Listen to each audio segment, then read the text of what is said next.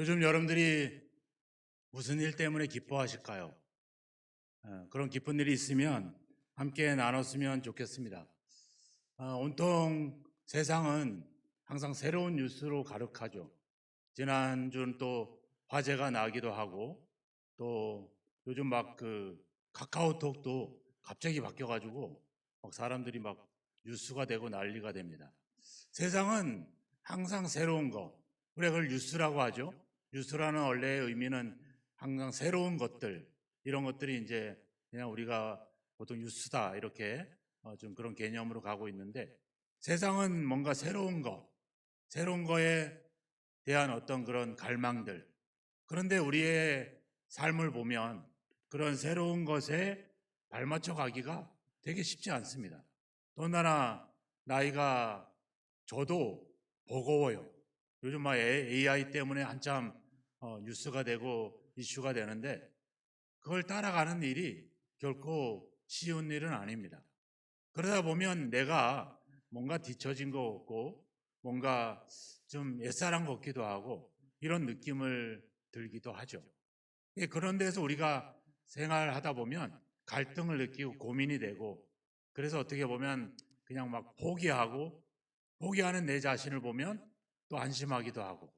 그러니까 세상은 발빠르게 변화되어 가는데 내가 거기에 맞춰가지 못하기 때문에 오는 그런 어떤 소외감, 이런 것들을 많이 느끼기 마련입니다. 우리가 성경에도 보면 그런 것들을 많이 따르게 되죠. 예수님이 와서 사람들을 가르쳤습니다. 제 처음으로 산상설교, 그래서 산에서 사람들에게 가르침을 줄 때 마태복음 5장, 6장, 7장 마지막 절에 가보면 사람들이 그 예수의 가르침을 보면서 야, 서기관들과 같지 않다 하면서 놀래요.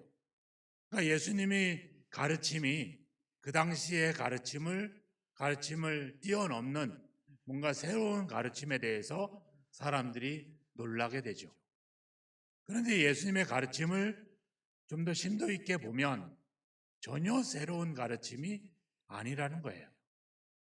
그들은 새롭게 들었는지 모르지만 예수님의 가르침은 새로운 걸 가르치는 것이 아니라 이미 그들이 가지고 있었지만 그들이 놓치고 있었던 그 본질을 다뤘다는 겁니다. 예를 들면 살인하지 말라라고 기록되어 있지만 하였다 하는 것을 너희가 들었으나 나는 너희에게 이르노니, 뭔 얘기를 해요? 내 이웃, 내 형제를 비난하고 욕한 것은 이미 살인한 것이다. 간음하지 말라라고 하였다는 것을 너희가 들었으나 나는 너희에게 이르노니 마음에 이미 여인을 보고 마음에 음욕을 품었으면 이미 간음한 것이다. 그러니까 뭐를 다루냐면 뭔가 새로운 해석을 주는 게 아니라 이미 가지고 있던 그 문제에 대한 본질을 다루셨죠. 그래서 겉으로 드러나 있는 계명 말고 그 속에 하나님이 이 계명을 왜 만들었느냐, 왜 율법을 하나님이 우리에게 주셨느냐, 그 본질을 다루죠. 그래서 끝에 가면 뭐예요? 원수를 사랑해라. 너를 박해하는 자를 위해서 기도해라.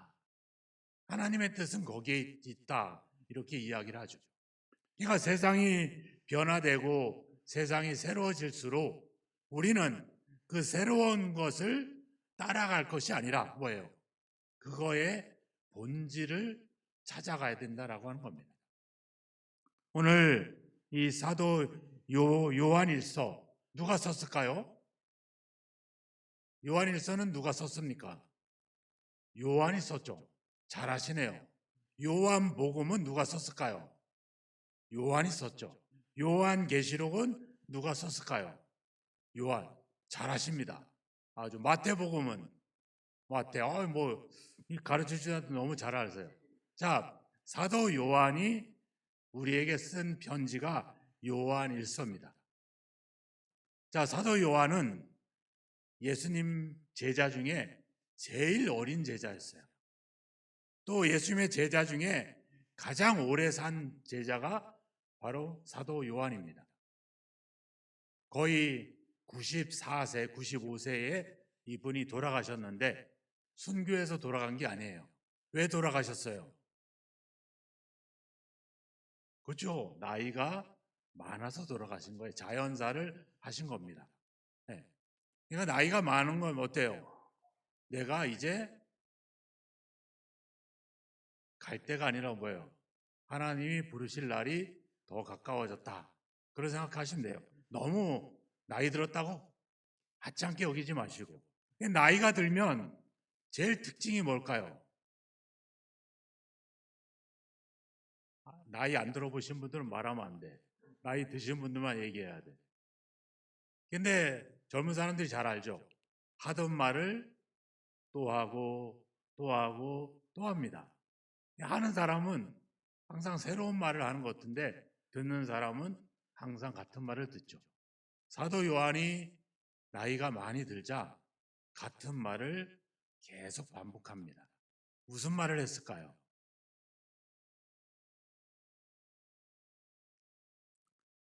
어린 형제들이여 서로 사랑하십시오. 우리가 사도 요한을 사랑의 사도다 이런 별명이 있잖아요. 우리가 요한복음, 요한일서, 2서, 3서 내용들을 쭉 보면 핵심이 뭐예요? 교제와 사랑입니다. 이분이 하는 얘기는 늘 형제들 서로 사랑하십시오. 그러자 성도들이 듣다 너무 힘들어서 왜 자꾸 같은 말만 자꾸 반복하느냐고 사도 요한에게 되물었습니다. 그러자 사도 요한이 그런 말을 남겼습니다. 이것이 바로 주님의 명령이기 때문입니다. 그리고 이것만 잘 실천한다면 그것으로 충분합니다. 본질은 뭐예요? 사랑이죠. 기독교의 본질은 뭐예요? 사랑이죠. 그러니까 우리가 나이가 들고 세상이 변화될수록 우리는 더 본질에 충실한 것이 중요합니다. 세상이 부흥하고 세상 교회들이 대형화되고 세상 교회들이 막 성장할 때 그리스도 교회가 외쳤던 게 뭐예요? 성경으로 돌아갑시다. 뭐예요? 본질로 돌아갑시다. 세상인 교회가 부흥하고 성장하다 보니까 조직이 광대해지잖아요. 조직이 커지잖아요. 이 조직을 움직이려면 법이 필요했잖아요.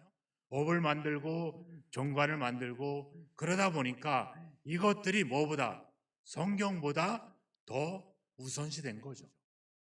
그리스도 교회는 아니다. 이럴수록 우리는 더 본질로 들어가서 성경이 말하는 것을 말하고 성경이 침묵하는 것을 침묵하자. 본질에는 일치를 하고 비본질엔 자유를 주고 매사에 모든 것은 사랑으로 하자.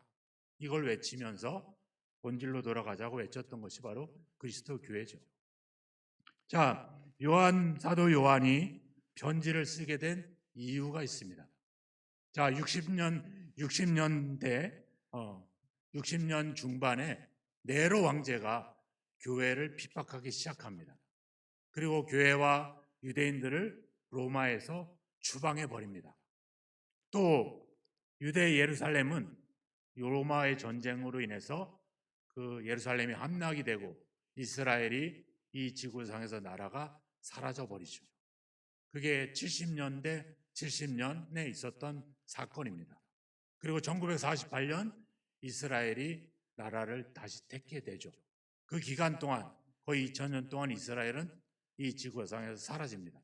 그러니까 로마에서 추방당하죠. 예루살렘에서 전쟁으로 인해서 그들이 쫓겨나가죠. 그 중심이 어딜까요? 바로 에베소. 에베소라고 하는 지금의 트리키에 터키 지역에 있는 에베소가 유대인과 그리스도인과 모든 사람의 어떤 삶의 중심이 됩니다. 그 중심이 거기에 뭐가 있었냐면 아데미 신전이 있었어요.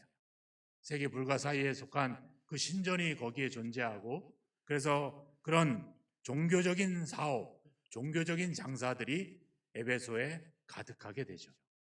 문제는 이것이 우리 교회와 그리스도인들에게 영적 타락을 가져오게 됩니다. 그리고 거기에는 수만 가지 사상과 철학이 생기고 또 그 에베소에 그들이 탐닉했던 것은 바로 마법, 마술이었어요. 이런 것들이 횡행하다 보니까 잘못된 사상들, 영적 타락들이 일어나면서 교회에 위기가 찾아오게 된 거죠. 그래서 그 속에서 특별히 영지주의, 게린투스라고 하는 이집트의 유대인 학자가 구약 성경과 영지주의를 혼합시켜서 그 당시에 초대교회에 엄청난 이단 사상을 가져오게 합니다. 그 사상이 바로 뭐였냐면 물질적인 거는 악하다, 영적인 것만이 거룩하다, 이렇게 주장하기 시작을 해요. 물질의 세계는 악의 권세가 만든 세계이기 때문에 모든 건 악하다는 거야. 그러나 예수님이 육체로 온 것조차도 악하다는 거예요. 어떻게 하나님의 아들이 육신의 몸이 더러운 몸을 입고 올 수가 있느냐. 그래서 그런 예수, 그런 역사적인 예수를 부인하기 시작을 하죠. 예수는 오직 신이다, 이것만 강조하게 돼요. 우리의 삶은 물질의 세계이기 때문에 삶은 악하고 더럽고 추악한 것, 우리의 몸이 구원받는 게 아니라 우리의 영이 구원을 받는 거다. 그래서 우리의 몸이 무슨 짓을 해도 상관이 없다. 왜? 영이 구원받는 거기 때문에. 그래서 우리의 삶과 우리의 인생과 예수님이 이 땅에서 이뤄내신 모든 십자가 희생과 부활조차도 그들은 거부하기 시작합니다. 오직 뭐만? 자기들이 깨달은 사상과 경험과 철학만이 모든 믿음과 신앙의 행위들보다 더 우월하다라고 하는 주장이 일어나게 되죠. 하나님의 말씀보다는 뭐예요? 자기들의 경험과 자기들의 철학과 자기들의 깨달음과 자기들이 생각한 것이 더 우선시되는 그런 시대가 된 겁니다. 그런 사상이 초대교회 안에 들어오게 되니까 초대교회가 문제가 생기게 되는 거죠. 오늘날도 똑같죠, 그죠? 오늘날도 우리가 우리 신앙과 우리 삶의 기초, 바탕이 하나님 말씀이 되고 있냐? 아니면 내 경험과 내 지식과 이 말씀에 대한 나의 해석, 나의 깨달음, 나의 묵상이 그거보다 더 우선시되고 있는가? 이런 점들을 한번 돌아볼 필요가 있어요. 우리가 얘기하는 것이 하나님 말씀에 대한 거에 대한 감동과 기쁨으로 있는지, 아니면 내가 개인적으로 경험한 것들이 기쁨이 되는지, 이런 것들을 한번 우리가 생각해 볼 필요가 있죠. 지난주에 카톡이 바뀌었다 그랬잖아요, 그죠? 갑자기 막 사진이 막 뜨고 막 이래 됐어요. 저희 아들이 건축학회에서 우수 논문 상을 받았어요. 그래서 엄마가 너무 좋아서 자랑하려고 한 건 아니고 너무 좋아서 카톡에 프로필 사진에 그걸 딱 올렸어요. 근데 때마침 카톡이 바뀌었네. 이 사진이 그 친구들 톡에 전면에 나서게 된 거죠. 난리가 난 겁니다. 이 사진의 몇 번째가 네 아들이냐, 무슨 상을 받았냐, 막 난리가 나서 막 지난주 아주 혼란에 빠졌어요. 네. 자, 그런 일이 있었습니다. 우리가 어제 우리 장로님들, 집사님들이 오늘 비가 올 줄 알고 미리 제초기와 낫을 들고 와가지고 교회 주변에 불을 다 쳤어요. 오늘 오시다 보셨어요? 또 안 봤죠? 내가 작년에 교회 오면 좀 보라고, 꽃도 피고 이런 거 보라고 그랬는데 또 안 보셨구나. 비가 너무 많아서. 네, 다음엔 더 멀리 보세요. 자, 막 우리 장로님들 막 그냥 발을 걷어붙이고 막 그 예초기를 돌리면서 깨끗하게 정리를 해놨어요. 우리 집사님들 오늘 교회 들어올 때 그 전 냄새가 났죠. 부침개 냄새. 안 났어요? 막 잔치상을 막 버려놨어요. 너무 좋죠. 자, 제 아들이 상을 받았습니다. 우리 장로님, 권사님, 집사님들이 교회를 위해서 봉사했어요. 자, 뭐가 더 기쁩니까? 저한테 잘 보이려고 말씀하지 마시고. 자, 저에게 무슨 일이 또 있었냐면, 전에도 잠깐 이야기한 것 같은데, 저희 큰애가 이제 석사과정 마지막 학기를 보내는데 얘가 꼭 등록금 내기 하루 전에 연락을 해요. 그래서 등록금을 내달라고. 그래서 뭐 대학원이라 장학금이 없잖아요. 그래도 국립대라 장학금이 조금 있더라고요. 장학금을 제하고 한 298만 원인가를 낸 것 같아요. 내면서 얘가 학교에서도 월급을 한 100만 원 정도 받으니까 모아놓은 게 있을 텐데 11조 빼고 모아놓은 게 있을 텐데 얘 보고 내라고 할까? 우리가 낼까? 이제 고민이 된 거죠. 왜? 우리는 계속 마이너스니까 이것까지 내면 여러분들이 오해할까봐 얘기하는데 목사도 사례비를 받으면 그걸 쪼개가지고 국민연금도 내고 또 카드비도 내고 또 그중에 일부를 또 여기저기 뭐 내고 합니다. 목사라고 그냥 앉아서 그냥 주는 돈 먹고 탱자탱자 노는 게 아니라 그거 다 쪼개가지고 간간히 해야 돼요. 근데 계속 마이너스야. 근데 갑자기 거의 300만 원 돈 되면 이게 안 되잖아요. 근데 그날 제가 무슨 설교를 했냐면 하나님이 너희 쓸 것을 모든 쓸 것을 채우시리라. 그 설교를 제가 8월 달에 했고 그 다음날 아들이 이걸 보낸 거예요. 그러면 저는 말씀을 적용해야 되잖아요. 하나님이 쓸 것을 채워준다고 하셨으니까 믿고 네가 내라 할 게 아니라 내가 내줬던 거니까 내야 되겠죠. 냈어요. 하나님이 채워주신다고 하셨으니까 믿고 내겠습니다. 근데 지난주에 제가 생일 기억도 못 하는데 생일이라고 막 봉투를 주셨잖아요. 얼마를 주셨어요? 300만 원을 준 게 아니에요. 우리 아시는 분은 아시죠? 우리 선교 애들이 모아서 축하한다고 이렇게 축하금을 줬는데 갑자기 정부에서 건강보험공단에서 연락이 온 거예요. 작년에 당신이 치료비가 의료비가 너무 많이 지출이 됐으니까 일부를 환급해 주겠다. 제가 지난달에 조회를 해봤어요. 제가 알기 때문에 조회해봤는데 환급금이 없다는 거야. 7월 달부터 2달을 조회해봤는데 없다는 거예요. 근데 갑자기 환급을 해주겠다고 신청을 하래요. 그래서 어플로 신청을 했더니 지난주에 왔어요. 그게 여러분들이 주신 봉투하고 합하니까 298만 원이에요. 야, 네.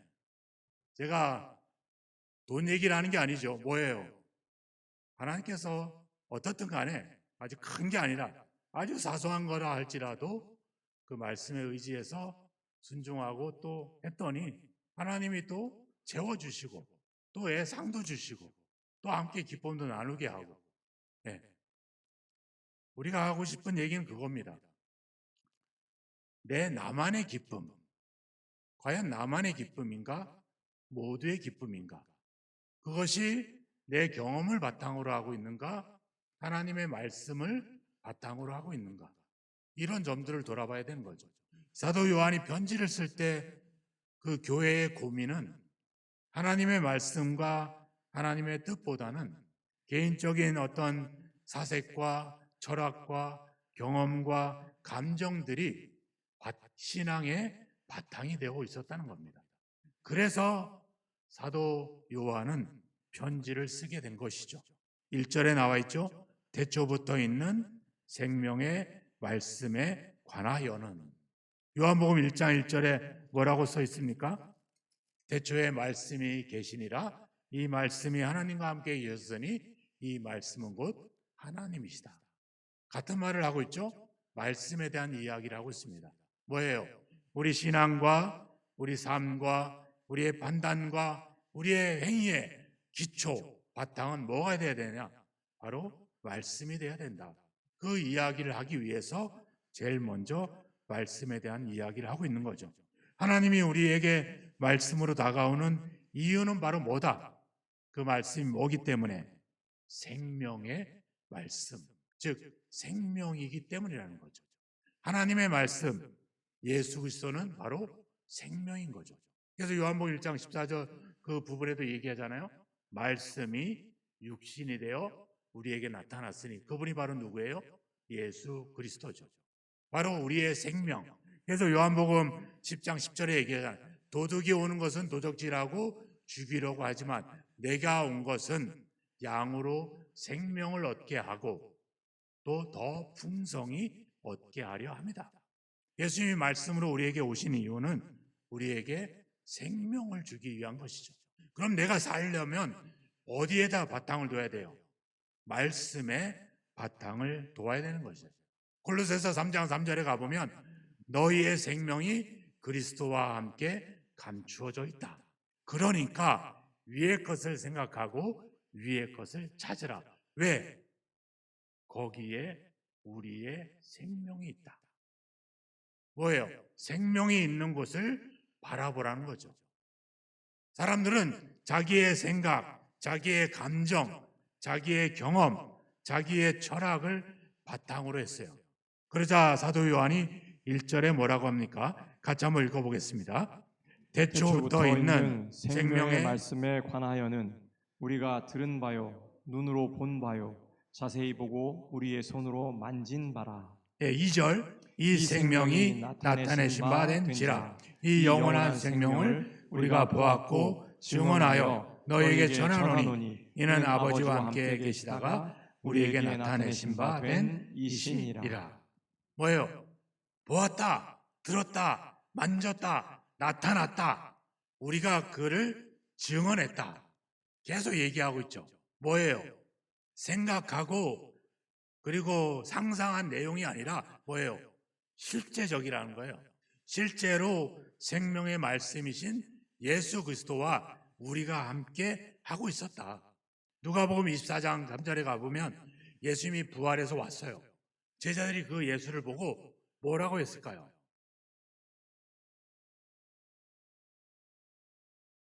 영으로 생각한지라. 이 말의 의미는 뭐예요? 유령이라는 거예요. 우리가 지난주에 무리를 걷는 예수를 보고 뭐라 했어요? 유령이다. 부활하신 예수님을 보고 유령이라고 말한 거야. 사도 요한도 그 생각을 갖고 있었죠. 그러자 예수님이 뭐라 그래요? 내 손과 발을 보고 나인 줄 알라. 또 나를 만져봐라. 이랬어요. 제자들은 예수님을 상상하고 그렇게 우리에게 나타났을 것이다 라고 추측한 게 아니라 실제로 만나고 실제로 경험했다라고 하는 겁니다. 사도 요한이 이 편지를 쓰는 이유가 뭘까요? 3절에 나오잖아요. 우리가 보고 들은 바를 너희에게 전함은 너희로 우리와 사귐이 있게 하려 함이니 우리의 사귐은 아버지와 그 아들 예수 그리스도와 더불어 누립니다. 사도 바울이 편지를 쓴 이유 뭐예요? 내가 듣고 보고 만지고 경험하고 증언했던 그 함께했던 그 예수 그리스도 그분을 너희들도 같이 사귀고 누렸으면 좋겠다. 이게 이 편지를 쓰는 이유라고 밝히고 있다는 겁니다. 하나님은 우리에게 말씀하시고 예수 그리스도를 보내시는 이유가 뭐예요? 전지를 창조하고 거기에 사람을 만들어내신 이유가 뭐예요? 함께 더불어 누리고 교제하고 사귀기 위한 겁니다. 단순히 죄에서 건져내려고 하는 게 목적이 아니라 건져내서 하나님과 함께 교제하고 누리고 행복하도록 하기 위한 것이 하나님의 뜻인 거죠. 그걸 제자들이 누렸고 그 누렸던 그 누림을 우리에게도 누리도록 하기 위해서 이 편지를 쓰고 있는 거예요. 우리가 누군가에게 편지를 쓸 때 왜 씁니까? 내가 경험하고 내가 누리고 내가 알게 됐던 것들을 함께 나누기 위해서 편지를 쓰잖아요. 여러분들이 카톡이나 문자를 왜 보내요? 내가 알고 있는 것들을 함께 나눠서 함께 누리자고 하는 거죠. 내가 나만 경험한, 나만 체험한 것을 이야기하려고 하는 게 아니라 함께 우리가 여기서 3절에 보면 우리와 사귐이 있게 하려 합니다. 여러분들이 잘 알고 있는 단어 코이노니아. 이 이야기, 이 코이노니아는 그 당시 에베소에서 가장 깊은 관계, 가장 깊은 인연을 얘기할 때 그 관계가 뭐예요? 바로 결혼이잖아요. 그 이야기를 할 때 쓰는 단어입니다. 또 가장 신뢰가 되는 사람과 동업을 해서 그것을 함께 공유할 때 쓰는 단어가 바로 코이노니아라는 단어예요. 이 단어가 사도행전 2장 4장에 나와 있잖아요. 초대교회 뭐예요? 거기 가면 나오잖아요. 마음을 같이 하고 물건을 서로 동용하고 자기 물건을 자기 재물을 조금이라도 자기 것이라고 하지 않고 각 사람의 필요를 따라 나눠주고 성도 사도들이 증언하게 될 때 그 은혜를 모두가 나누게 되고 그걸 바라보는 세상 사람들이 교회를 칭찬하면서 함께 하나님을 찬양하고 코이노니아는 단순히 내 기쁨을 말하는 게 아니라 함께 그것을 공유하고 나누고 참여하는 겁니다. 이게 바로 교회라고 하는 거죠. 요한복음 17장에 가보면 우리가 하나 된 것 같이 저희도 하나가 되기를 기도합니다. 이렇게 말해요. 뭐요? 예수님과 하나님이 하나 된 것처럼 저희도 우리와 함께 하나 되기를 원합니다. 이게 예수님의 마지막 기도의 내용이었어요. 내가 얼마나 대단한 소중한 것을 발견하게 되면 그것을 다른 사람들도 같이 공유하고 싶고 알고 싶어 하는 열망. 사도 요한이 왜 편지를 썼어요? 이 사람도 고난도 당하고 유배도 당하고 어려움을 당했지만 예수를 만나고 나서 평생 동안 그분과 함께 나눴던 그 교제, 그 사귐, 이것을 다른 사람들도 누렸으면 좋겠다고 하는 그런 열망, 그런 열정, 그것이 바로 그들로 우리에게 편지를 쓰게 한 것이죠. 우리가 누군가 이야기할 때 과연 내가 나의 자랑, 내가 뭔가 다른 사람보다 더 돋보이기 하기 위한 그런 걸 위한 열망으로 가득하 있나? 아니면 내가 하나님 말씀을 가지고 살아감으로 인해서 경험되었던 그 진리와 그 하나님의 은혜를 내가 다른 사람들과 함께 누리고 싶은가? 만약에 내가 가지고 있는 기쁨과 내가 가지고 있는 열정이 바로 그것이 다른 사람들과 함께 누리고 싶은 열정이 된다면 하세요. 하지만 그것이 나의 자랑이 되고 나를 돋보이게 하는 것이라고 한다면 하지 마세요. 그게 하나님 말씀이라 할지라도 하지 마세요. 말씀을 전한다고 핑계를 대지만 그것이 결국 내 깨달음, 내 사상, 내 철학을 이야기하려고 한다고 한다면 해서는 안 되는 것이죠. 오늘 그 얘기를 하는 겁니다. 4절을 같이 한번 읽어볼까요? 우리가 이것을 이것을 쓰면 쓰면 우리의 기쁨이 충만하게 하려 함이라. 여기서 말하고 있죠. 어떤 기쁨? 우리의 기쁨, 나의 기쁨이 아니라. 다른 말씀을 읽어볼까요? 요한복음 15장 11절과 16장의 말씀입니다. 지어진 말씀을 같이 한번 읽어보겠습니다. 내가 이것을 이것을 너희에게 이름은 내 기쁨이 너희 안에 있어 너희 기쁨을 충만하게 하려 함이라. 16장 지금은 너희가 근심하나 내가 다시 너희를 보리니 너희 마음이 기쁠 것이요 너희 기쁨을 빼앗을 자가 없으리라. 무슨 기쁨? 내 기쁨. 누구의 기쁨이에요? 예수 그리스도의 기쁨입니다. 그 기쁨을 우리에게 주시고 그것은 빼앗길 수 없다. 나의 기쁨은 어때요? 사라져요. 나보다 더 뛰어난, 더 대단한 기쁨의 소식을 이야기하는 사람이 있으면 나는 죽어요. 그죠? 또 그 사람이 자랑했다가 다른 사람이 더 큰 자랑을 하면 어때요? 덮어버려요. 사람의 기쁨은 사라집니다. 예수님이 고린도전서에도 얘기했잖아요. 그리스도 예수 안에 있으면 새로운 피조물이라. 이런 건 지나갔으니 새 것이 되었다. 그 다음 하는 얘기가 뭐예요? 화목제물 얘기를 합니다. 그리고 내가 너희에게 화목하는 직분을 주지 않았느냐.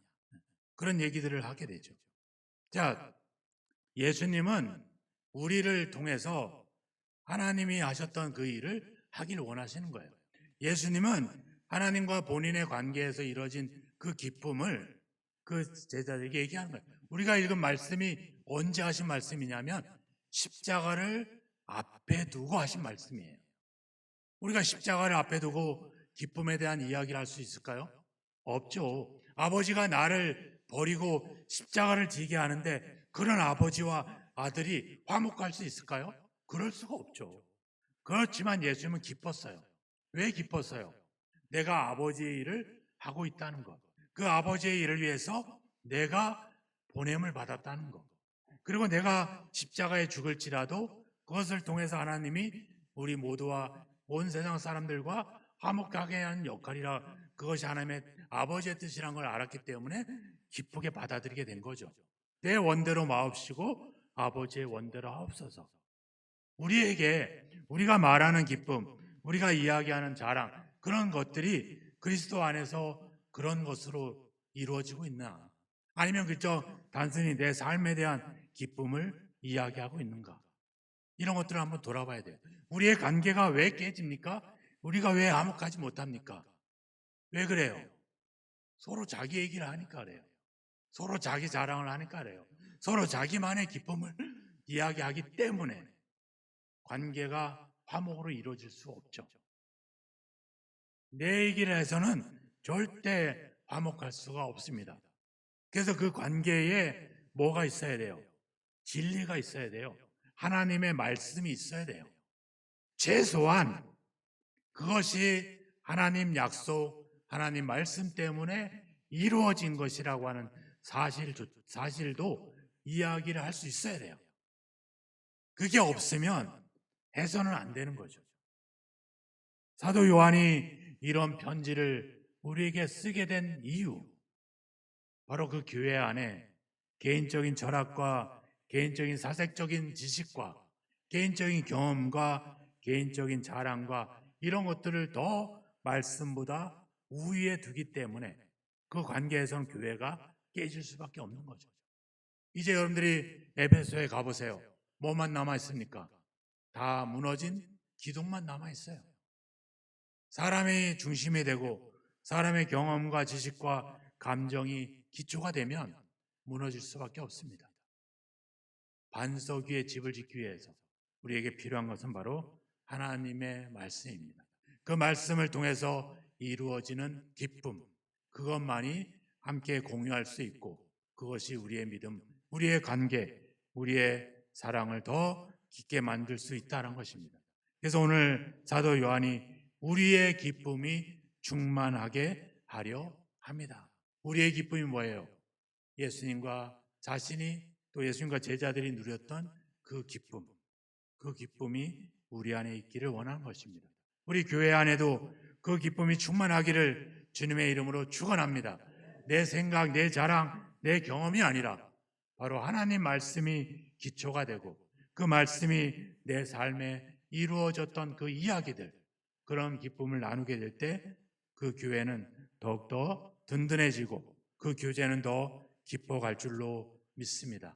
하나님은 우리를 부르시고 또 교회라고 하는 공동체 안에 우리를 묶어주신 이유는 세상에서 누릴 수 없는 기쁨, 세상에서 누릴 수 없는 평안을 주시기 위함입니다. 그런 우리 교회 안에서 내 얘기, 내 자랑, 그걸 일삼으면서 다른 사람보다 내가 더 우위에 있다라고 생각하고 또 어떤 사람은 열등감을 느끼면서 그런 것은 교회가 아닙니다. 교회는 오직 하나님의 진리의 말씀 가운데 바로 하나님 말씀을 통해서 이루어지는 교제, 기쁨만이 그 교회를 든든히 세울 수 있다는 사실을 다시 한번 기억하시고 이제 내 얘기, 내 감정, 내 깨달음, 내 사상, 내 철학이 아니라 바로 하나님 말씀을 나누시고 그 말씀이 내 삶에서 어떻게 역사하셨는지를 나눌 때 우리의 교제는 더 깊어지고 더 큰 기쁨으로 빼앗길 수 없는 기쁨으로 충만해질 줄로 믿습니다. 바로 그 예수 그리스도의 기쁨, 나의 기쁨이 아니라 우리의 기쁨, 예수 그리스도의 기쁨으로 충만한 진갈 그리스도 교회가 되기를 또 여러분들의 가정이 되기를 주님의 이름으로 축원합니다. 기도하겠습니다.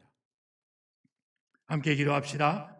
우리가 어떤 일로 나의 삶이 기쁨으로 평안으로 가득 차 있는지 한번 돌아보시고 우리 교회가 어떤 모습으로 교제하고 또 서로 나누고 서로 사귐을 갖고 있는지 한번 돌아보시고 우리 교회가 진리의 말씀 가운데 예수 그리스도의 사랑으로 하나가 되고 예수 그리스도의 기쁨이 충만한 교회가 될 수 있게 해달라고 함께 기도하는 시간을 갖겠습니다. 기도하겠습니다. 하나님 아버지, 세상은 온통 새로운 것들로 가득합니다. 세상에 온통 잘난 것들과 대단한 것들과 힘센 것들과 성공적인 것들로 가득합니다. 우리가 그 속에서 아버지 그 흐름 속에서 흔들리지 않게 하시고 오직 변함없는 진리의 말씀에 본질로 돌아가 우리의 믿음과 우리의 삶을 점검하고 생각하게 하옵소서. 우리의 생각과 우리의 상상과 우리의 감정이 아닌 하나님이 우리에게 주신 말씀에 대한 믿음과 신뢰와 그 약속에 대한 확신을 가지고 살아가게 하시고 그 말씀이 우리 삶에서 고스란히 역사되어지고 성취되어짐으로 그 은혜를 그 기쁨을 함께 나누는 교회로 가정으로 아버지 나아갈 수 있도록 인도하여 주시옵소서. 아버지 세상에 줄 수 없는 오직 진리의 말씀이 오직 하나님의 말씀의 약속이 주시는 그 기쁨으로 충만한 가정 충만한 교회를 이루어가기를 소망합니다.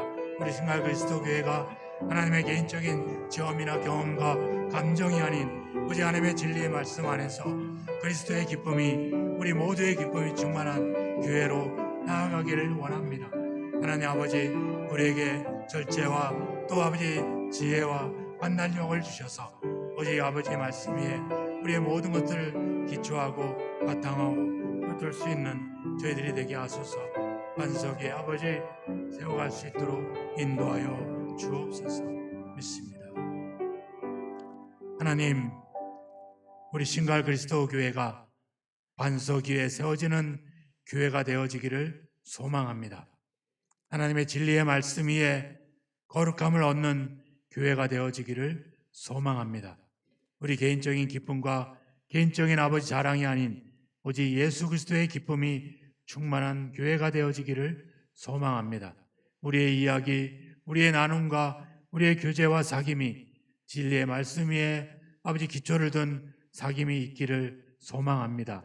이제 하나님 말씀이 하나님의 약속이 우리 삶에 어떻게 이루어졌는지를 이야기하며 그 하나님을 자랑하고 그 하나님을 기뻐하고 그 하나님을 이야기하는 그리스도의 기쁨이 충만한 교회로 인도하여 주옵소서. 우리의 가정이 그 예수 그리스도의 기쁨으로 충만한 가정이 되게 하옵소서. 우리 모두의 삶이 인생이 그리스도의 기쁨으로 충만한 삶이 되도록 인도하여 주옵소서. 예수 그리스도의 이름으로 기도하옵나이다. 아멘.